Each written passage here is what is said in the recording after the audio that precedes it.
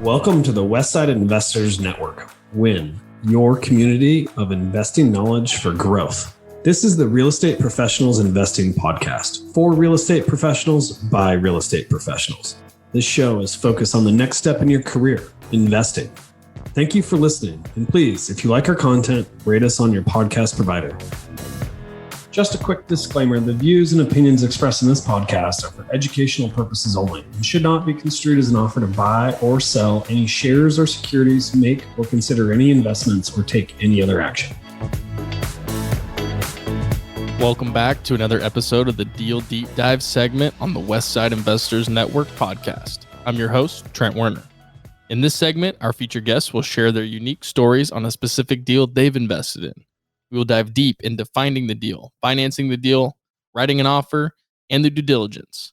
Do us a solid and smash that subscribe button, leave us a rating, and share this episode. And now, let's dive deep. Welcome back to the Westside Investors Network podcast. I'm your host, Trent Werner. On today's Deal Deep Dive episode, we're going to be talking with Sarah Weaver.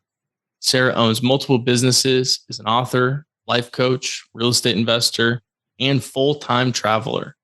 Sarah currently has 19 units in her portfolio, 10 are medium-term rentals, 9 long-term rentals, and manages them all herself. Now let's welcome Sarah Weaver. All right, another Deal Deep Dive episode. Today we're joined by Sarah Weaver. Sarah is a real estate coach, speaker, author, real estate investor, kind of a jack of all trades. Sarah, I'm so excited to have you on the show today. Thanks for having me, Trent. Sarah, I want to know a little bit more about your background and the whole author, speaker, coach side of you. You want to talk about that a little bit? Absolutely. So Bigger Pockets, maybe you've heard of them. They published my book, 30-Day Stay, a real estate investor's guide to mastering the medium-term rental. And I love talking about not only medium-term rentals, but really the lifestyle that I've kind of created because I have midterm rentals. For anyone that doesn't know, an MTR or a midterm rental, medium-term rental is a furnished rental, just like an Airbnb, short-term rental, whatever you want to call it. The difference is that my guests stay for 30 days or more. And it's 30 to 60, 90 days? Yeah, my average for the year is 87 nights. So typically 3 months. Awesome. And who is your, target clientele that is booking for 3 months at a time? Yeah. So what's great with midterm rentals is it could be anyone. So you could have a 4-bedroom, 2-bath house that you rent as an MTR, and you might be targeting families that are moving to the area. They need a furnished rental and they're going to put either their things in storage or start all over with things. And then they're going to move out when they find a house either that they're going to move into or purchase. You also have houses like that also are really good for what we call insurance claims. Unfortunately, so many people experience some type of either man-made or natural disaster that makes their house no longer livable.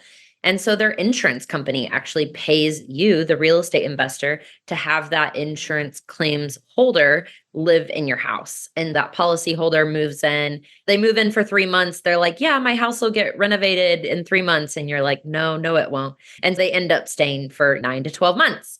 That works really well for those larger homes. Or maybe you have a smaller house, like a 1-bedroom, 1-bath duplex. You maybe have 1-bedroom, 1-bath units on each side. That also could go for anyone in a cool, hip place. Maybe it's digital nomads, people like me who can work remotely. They move in, they want to stay somewhere and do what I call slow travel. So that's actually how I live. For anyone that's not familiar with my lifestyle or follows me on Instagram, I travel full time.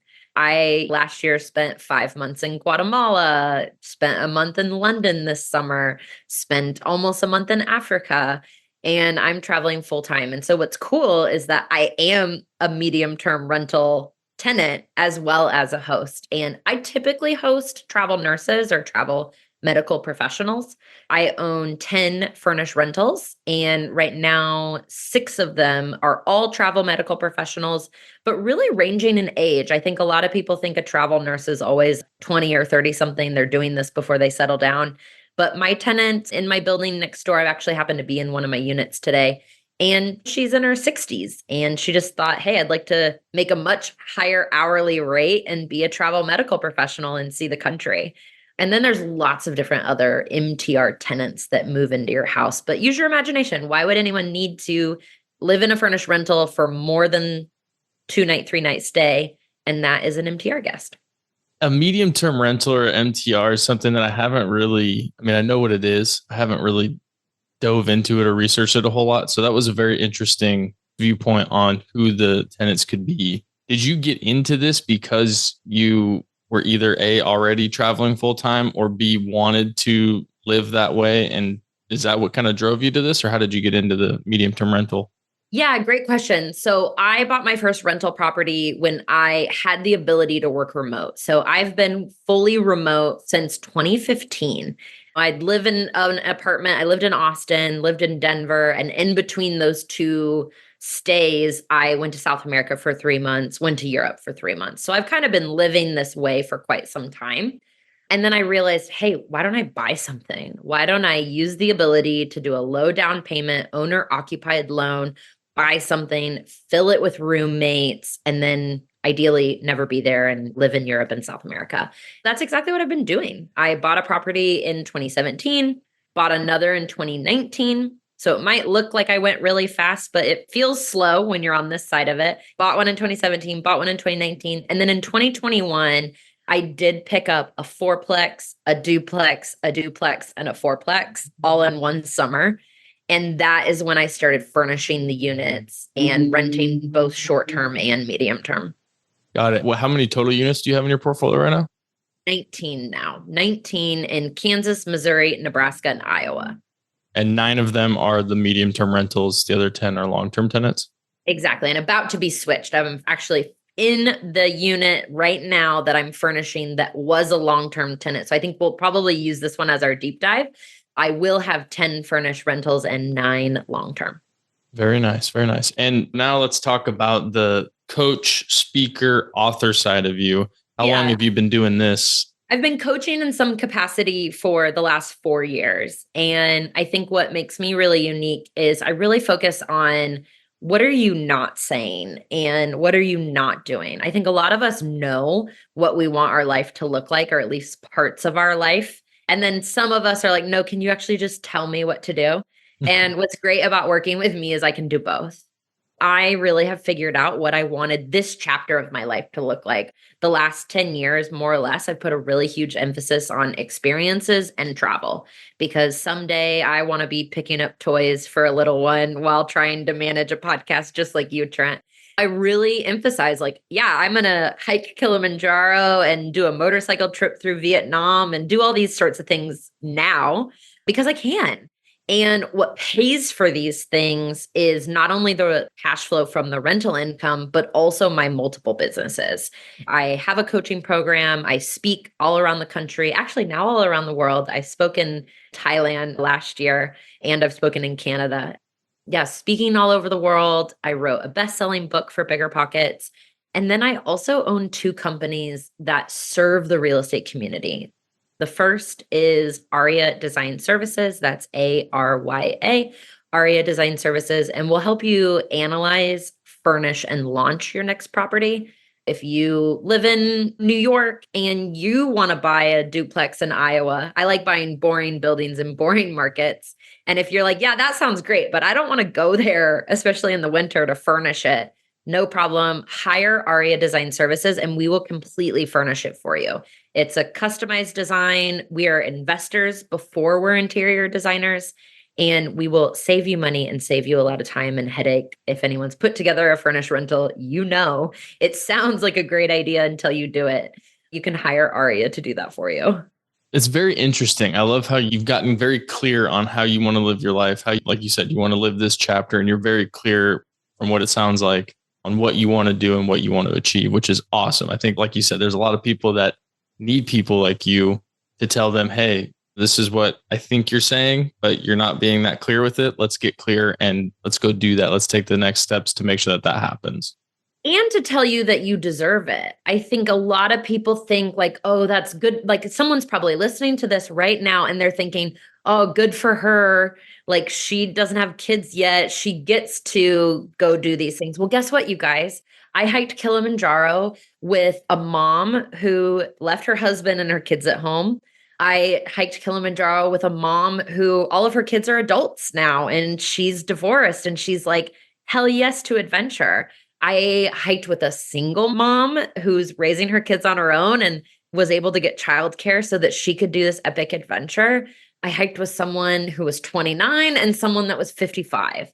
I think a lot of people love to make excuses and say, oh, that's good for someone else. And for some of you, you're like, Sarah, I never want to hike Kilimanjaro. So like that sounds ridiculous anyway. But people keep saying to me, oh, I always wanted to go to Italy.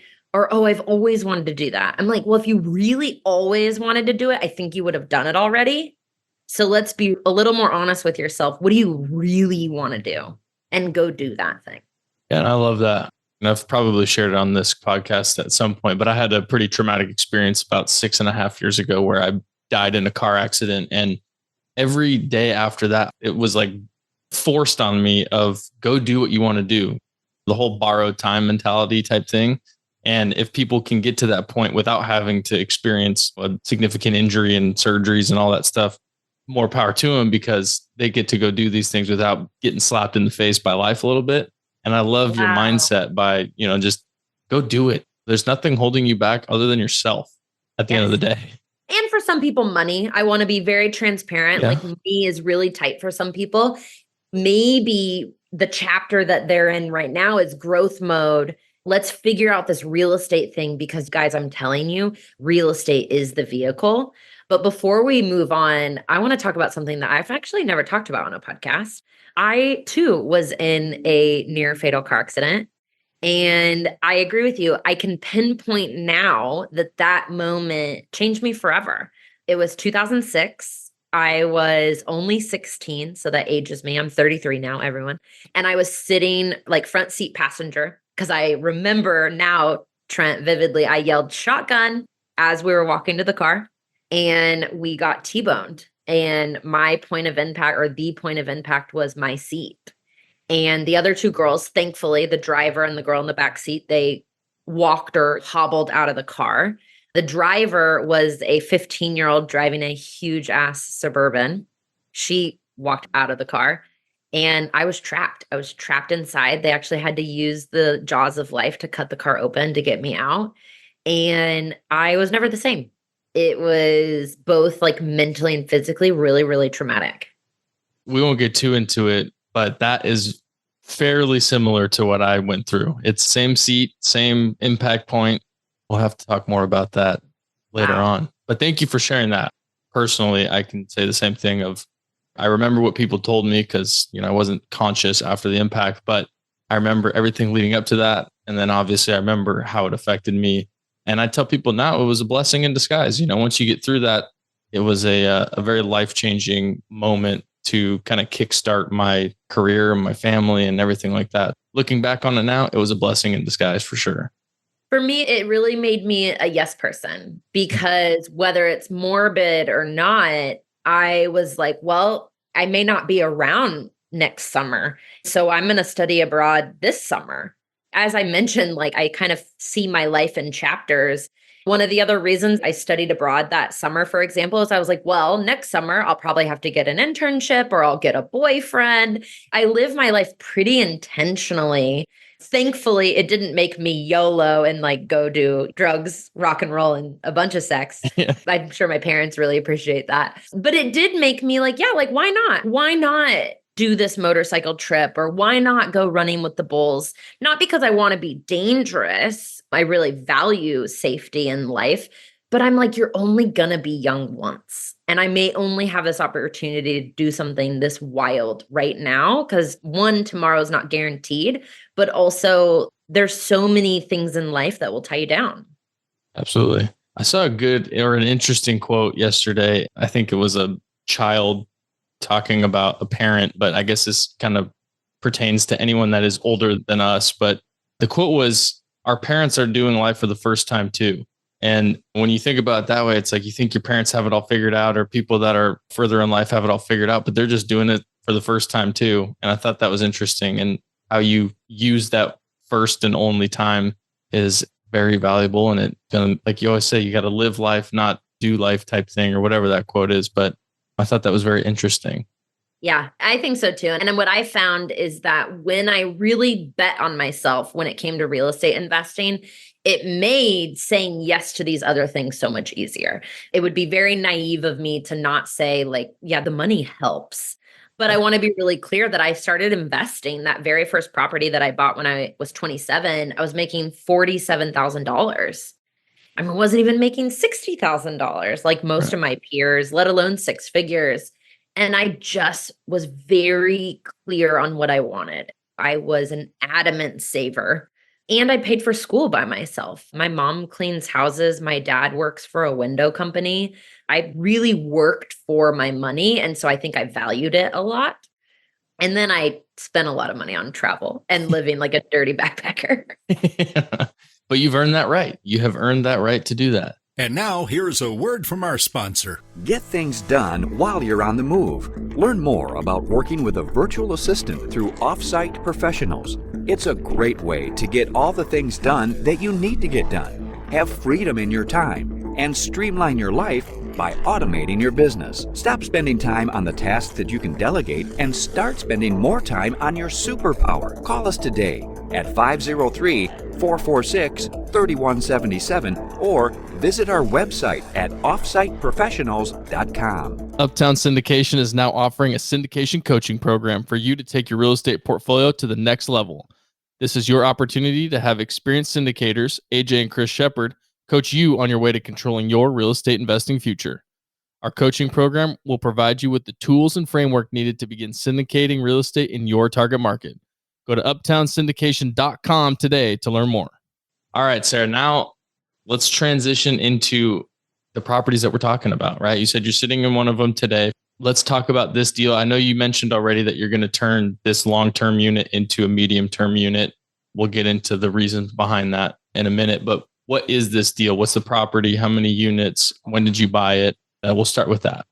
In May of 2021, it's still kind of the tail end of COVID, not to pull up trauma for some of your listeners. But yeah, you guys probably remember where you were at the beginning of 2021. It was like, okay, is this year going to look any different? Well, I knew it would for me. I lived in New Zealand in a van. When Trump announced that he was closing the borders to the US, I was on a plane to New Zealand within 48 hours. So I moved to New Zealand. I thought it would be a good place to hide out during COVID, and I was right.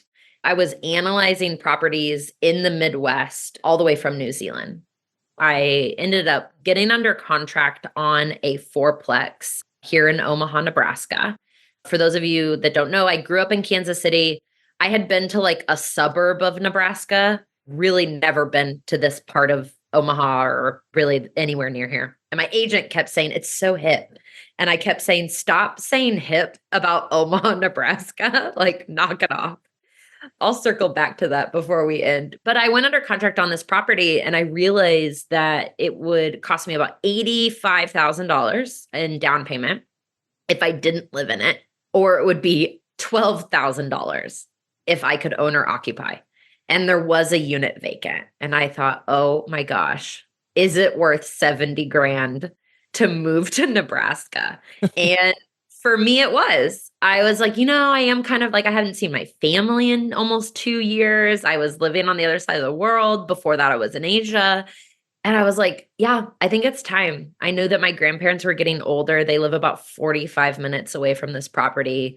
I was like, screw it. Let's see what happens. I saw if I could do it owner occupied conventional. And I did. I put 3.5% down, which was $11,700. I still can't believe that. And I moved into one of the 4 units. The other 3 were all occupied by long-term tenants. And slowly but surely, as their leases came due, I would have them move out and I would turn it into a furnished rental. Let me give everyone numbers. I purchased the property for $320,000. Yes, that is how much fourplexes cost in 2021, and bought it for $320,000. Each tenant was paying around $700, $850 long-term for each unit. And then if I furnished it, so let's just say everyone was paying $750 times, we'll call it 4, even though I was living in one of the units. That's $3,000. And my PITI, principal, interest, taxes, insurance, was about $2,000. It was $2,017. gross cash flow would be $1,000 if I rented it out long term. But if I turn the unit into a medium term rental, a midterm rental, then I can rent it instead of $750, I could rent it for $1,875. Wow. Yeah. So you take that number, let's again just say times 4, that's 7,500 minus even the 217, that's my $2017, that's my PITI. That's gross cash flow of $5,400. Yeah, that sounds a lot better.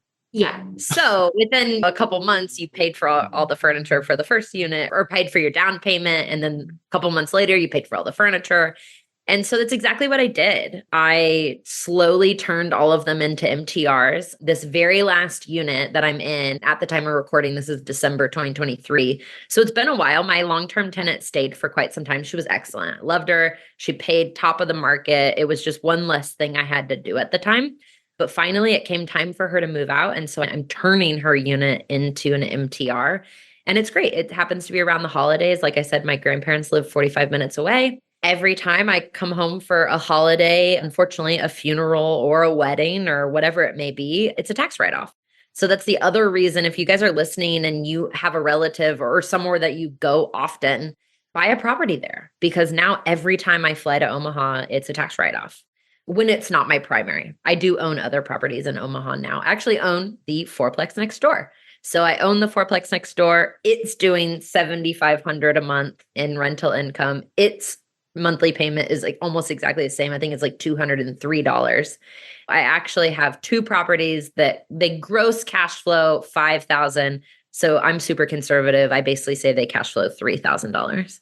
My mind is kind of blown right now, coming from someone that only invests in long-term rentals. I don't even know what your 2.5x, what your long-term rental would be on those 8 units, let's say.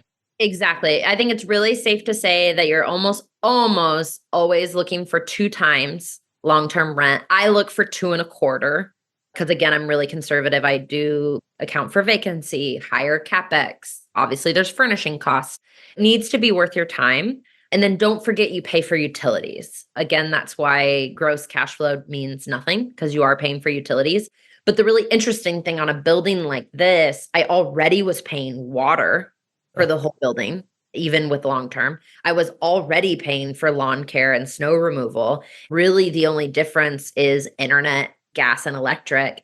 And it's wild. It's 40 degrees outside. It's 63 degrees inside. It's a little chilly, to be honest, but I don't have the heat on. What I do is like, I'll turn the heat on in the morning. I like it warm in the morning, but toward the evening, I'm like, I've just turned the heat off. This building is so well insulated that it's not really costing me that much compared to my other rentals that I own as far as utilities. When I found that out, I was like, oh, let's turn the whole building into furnished rentals. I'm like, this place is made for this because utilities aren't astronomical. Right. What is your cost for, and are these 1-bedroom units? They're all 1-bedroom, 1-bath units, and they're really kind of the perfect size. One thing I wanted to add is when we were talking about tenant type, like who are these MTR guests? The guy that's renting next door, the gentleman that's renting next door, he lives in New Mexico. He got a new job in Omaha. He moved into this 1-bedroom, 1-bath because he's going to go back to New Mexico for Christmas with his wife. They're kind of wrapping up the house. They're going to sell their house. And then they're going to shop for like a residence here in Omaha. And so he's fine with just a little 1-bedroom, 1-bath. Unfortunately, the tenants below, it's wild. They both have a family member in the hospital. Her husband is in the ICU. The other guy, it's his wife is in the ICU. There's just so many different reasons that people need something like this. And the great thing about buying a 1-bedroom, 1-bath, like let's say this was a duplex, there were 1-1s on each side. That's not as attractive to an investor who typically does long-term rent. They like those 3-2s or 2-1s. But for me, I love the 1-1 units. They're easy. They're great tenants. And then this type of tenant also doesn't do very much wear and tear on the unit. To my surprise, like I've only replaced 1 couch in 2.5 years on almost 10 units. You could go through things like rugs and throw pillows, sure. But no one's like throwing a Rager in this 1-bedroom, 1-bath apartment. My coffee table is not getting thrown out the window or anything crazy. So what is your cost to furnish a 1-1 medium-term rental? Great question. Because I own the company, Aria Design Service, I can tell you a really good answer. Yeah. So the furniture itself for like your typical run-of-the-mill, like very beautifully decorated, think coffee table books and accents and great pieces that are still sustainable, you're looking at about $7,000 to $9,000 for a 1-bedroom. And that includes almost everything. I mean, that's your linens. It's not just the Keurig, but the K-cup for the Keurig. For anyone wondering, my fees on top of that range from anywhere between $3,500 and $7,000. And that's either if we aren't going to fly out to the unit and you or someone that you hire are going to install, or if you want my designer and my installer to fly out and do everything for you, my fee kind of starts at that $6,000 to $7,000 range. I think it's really important that everyone realizes that furniture got hit really hard with inflation. Everyone's familiar. Inflation is real. We're all feeling it. But with furniture, it was 26% inflation. If you haven't furnished anything in like 3 or 4 years, you're going to have sticker shock when you see how expensive stuff is. Anywhere from, you said 7,000 to 9,000 for the actual, we'll call it materials for a 1-bedroom, 1-bath.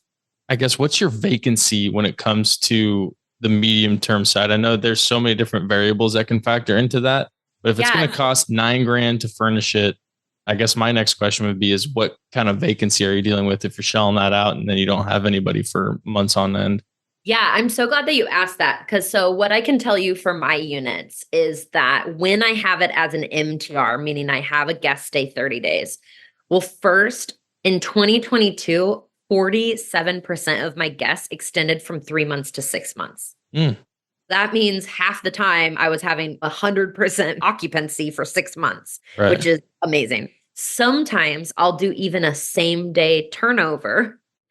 And my cleaner hates it when I do that, but it's possible with an MTR because they're not completely wrecking the unit. Ideally, they vacuumed at least once while they stayed there.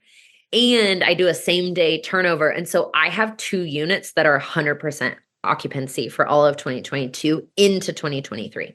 I don't have data on October, November, but from January to September for 2023, I'm at 97% occupancy across all units. For those of you that love math, I do have, again, 2 units that were 100% occupied for 2023. Even if I take those out, because obviously that would mess with the percentage, my occupancy only drops to 95%. We're really occupied, guys. So I've looked and analyzed short-term rentals, the weekend, week stays. And the thing that always holds me back is the occupancy level. Like I said before, I never really looked into the medium-term rental side of things. Yeah. But that number shocks me, to be honest. Like it is very high compared to what I thought. For a lot of people, it's 47% vacancy in any given month. And I experienced that. So I want to really be clear. In 2021, when I first turned, it was my primary unit. I wasn't really trying to like rent it out because I needed somewhere to live.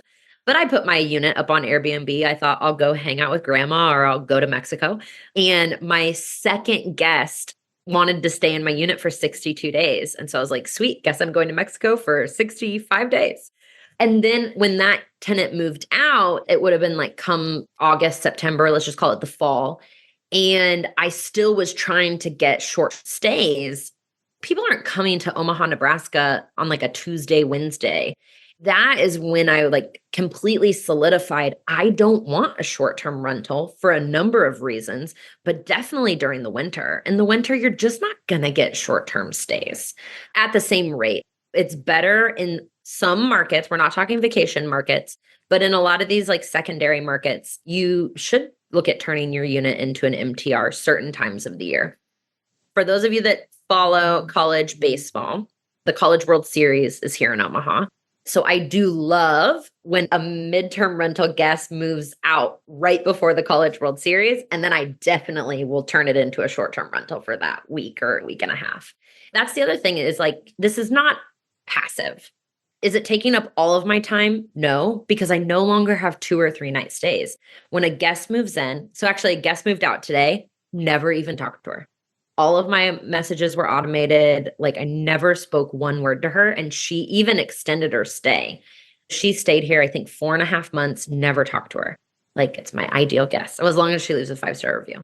That's a great example of like why I like this type of unit is they're not bothering me.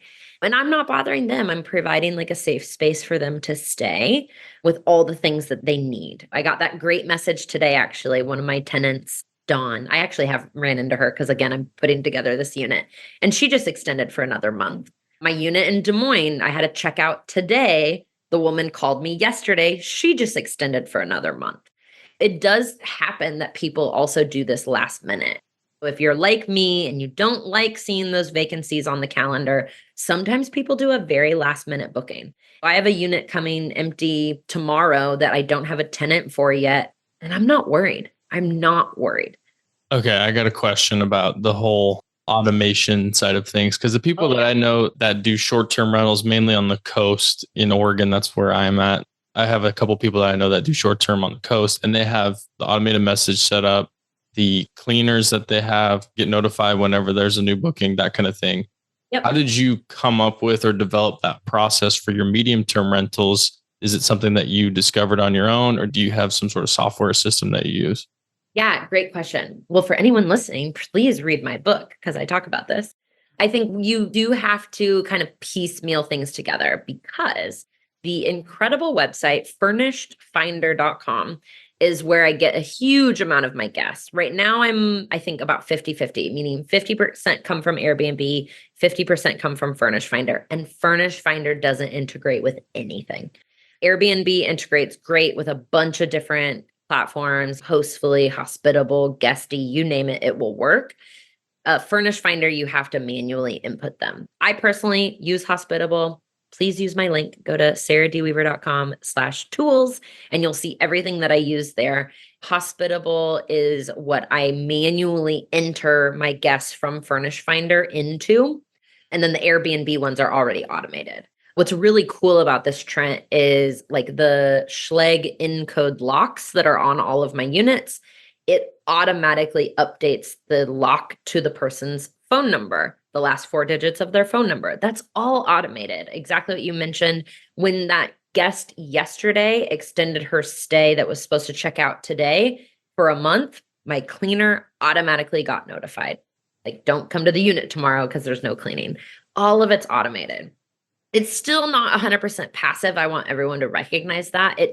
I call it mind space. So I had a cleaning today at one of my units and I'm just always like, okay, what's my cleaner going to text me that something's broken? But the great thing is she's texting a Google Voice number. The Google Voice number directs to my entire team. And so most of the time, by the time I get it, my VA has already responded and taken care of it. So one example is my cleaner needed something. Well, guess what? My VA in the Philippines already Amazon primed it to her house or even did a Target pickup so that the cleaner could go pick it up at Target herself. And I'm not involved at all. This, I think, is one of the coolest aspects of your business and your investment portfolio is you're in your niche, right? I would say a majority of people invest in long-term rentals. Yeah. At least the people that I know. And you're in the medium-term space, have your processes dialed in, you have your systems, you have your team in place.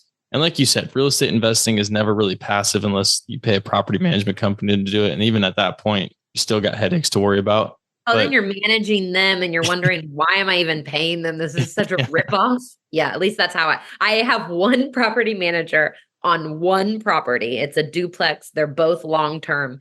And that property management company is the biggest pain in my ass. It just reminds me, it's like, okay, this is why I self-manage the rest of my portfolio. And I will eventually have to self-manage that property because I'm going to have to fire that property manager. For everyone listening, like I am self-managing 19 units. Well, I guess it's 17 units. 10 of them are furnished and I'm homeless. I don't even live in this area. It really is possible. And it's funny, I had an issue with the trash, which actually hasn't happened in 2 years, I found out because I called the Omaha trash company and they're like, no, the last call we have from you was in 2021. And I just laughed. I ended up taking all of the 8 trash cans to the curb today because, again, I'm here in Omaha. I just popped in a podcast. I was like, this will be good. And I did one at a time so I get extra steps in. And I'm just laughing. I'm like, this is what it would look like to be a real estate investor if I lived here. But because I don't live here, normally I would call someone to do this for me. Actually, right now I can hear a friend of mine's son is in the basement putting together shelves. I can hear him. And like that's usually what I would do, is I'd hire someone to do something.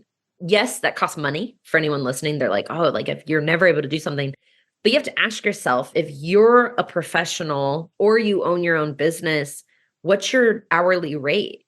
Like, granted, I took my sweet time putting the trash cans out, but it took me an hour to do 8 trash cans. I did stop and make a phone call, but it took an hour. And I was shocked. I was like, oh my God, it's been an hour. I need to go back inside. What would that have cost me to hire someone to do versus me doing it? I'll say it again, but I love the way that you look at your business and operate it. You seem like you're very organized and are able to put the systems and processes together it's not full-time, but it's not passive. And I think a lot of people would be okay with that, not working a 9 to 5 or even more hours every week. If you can get something that's going to be that middle ground where it's not taking up all your time, but you're also not having to spend every waking moment doing it, I think a lot of people would appreciate that lifestyle that you've created for yourself. Well, and that's exactly what happened. I promised everyone I'd circle back to my agent calling this hip. It's exactly what happened. I sold the van in New Zealand. I moved to Omaha, Nebraska, where I knew one person called Grandma. And I made friends quickly, thankfully. And I moved into this unit and I realized I was like, oh my gosh, I can quit my job. I think I was bringing in maybe, I don't want to say the wrong number, but I think I was bringing in after taxes monthly $3,200 a month. And I realized that my pure cash flow after CapEx expenses, because I may jump out of planes and do crazy things, but when it comes to finances, I am very risk adverse. And I was like, conservatively, I'm going to bring in $2,500. I was like, do I really think that I can't figure out how to make $700 a month? And so I was like, I'm done. I quit. It's awesome. And I quit my job with one. I mean, granted, I did own 2 other properties at that point. So there was a little bit of cushion. The 2 other properties cash flow about $400, $500. They're both long-term. But I just really bet on myself. And I really encourage like a lot of people to do the same thing. That's one thing that I've done in my life. And I can't tell people enough how rewarding, hard, challenging, fun, exciting that living this way where you're not reliant on another person that you call boss and who writes your paychecks. It is nervy and it is challenging, but when you hit those wins and you kind of snowball that, it is a very, very, very rewarding feeling. Yeah, incredibly rewarding and frustrating. Don't get me wrong. There's moments. But here's the thing, Trent. I also was like, I don't feel very employable because if you look at my resume, it's kind of a joke. But I know the skills that I have. And if I posted on all my like social media platforms or even just spread the word with my network that I was looking for a job, do I really think I couldn't find a job? That for me also made it really easy. I was like, yeah, let's try this. All those fails, you can always go back to it. And like you said, you have the skills and the talent to find something somewhere if you absolutely had to.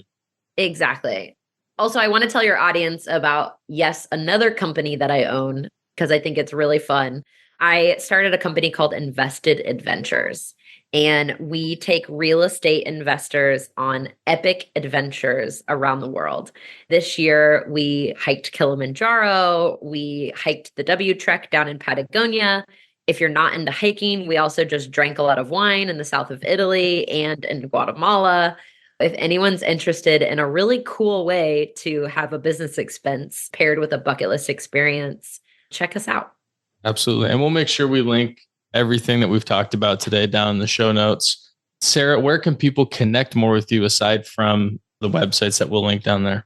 Absolutely. The best thing to do is to message me on Instagram.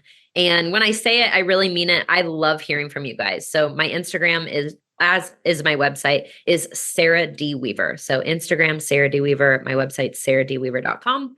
And yeah, if you liked anything that you heard today or you didn't like something that you heard today, I would love to hear from you guys. And that is Sarah with an H at the end, D as in dog, Weaver, Weaver. So check her out on Instagram and make sure you give her a follow. Sarah, thank you so much for your time today and sharing about medium-term rentals. It sounds like I myself need to start underwriting some medium-term rentals in different markets outside of Oregon. It helps with the 8% interest rates. I mean, I'm telling you that having an MTR, at least one, you don't need to change your whole portfolio, you guys, but just have one MTR in your portfolio. You'll be really glad that you did it. And I will definitely be picking up a copy of your book too, as well. So anyone else thinking about it, I'm doing it. So make sure you do it as well. Sarah, thank you again for sharing about your medium-term rentals today. Thank you so much. And for your audience, if they use the name Sarah, SARAH on biggerpockets.com, they'll get 10% off that book. Awesome. Thank you, Sarah. Thank you. Thank you for listening to this episode of the Real Estate Professionals Investing Podcast on Win, your community of investing knowledge for growth. We hope that this episode has increased your knowledge and added value to your path to freedom. If you would, please take a second to rate us so that we can get more great investors to interview. If you or someone that you know wants to be on, please visit westsideinvestors.com and fill out our form to be on the show. Thank you again and enjoy your day.